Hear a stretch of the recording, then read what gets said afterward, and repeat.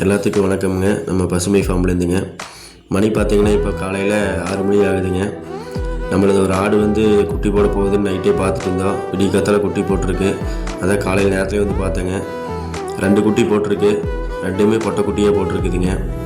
இந்த ஆடு பிடிச்சிட்டு ஃபஸ்ட்டாக இந்த ஆடு தான் நாங்கள் பொத்தியாங்குளத்துலேருந்து பிடிச்சிட்டு வந்திருந்தேங்க. இது கூட இன்னொரு ஆடு பிடிச்சிட்டு வந்திருந்தோம். அது குட்டி போட்டு அந்த ஆடு கொடுத்துட்டோம்.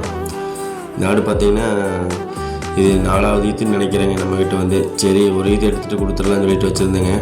குட்டி எடுத்துக்கலான்னு சொல்லிட்டுங்க. பார்த்தா 2மே பொட்டை குட்டியாக போட்டிருக்கு. நம்ம எதிர்பார்க்கவே இல்லைங்க. கொஞ்சம் பரவாயில்லைங்க.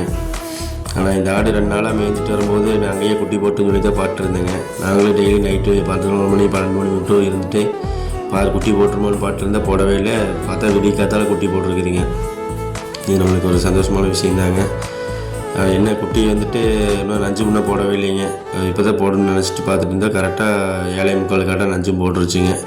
எல்லாம் தொடர்ச்சியில் க்ளீன் பண்ணி எல்லாம் இது பண்ணி விட்டுட்டுங்க ஆட்டை விட்டு போட்டு நம்ம வீட்டுக்கு கிளம்பியாச்சுங்க. நன்றிங்க.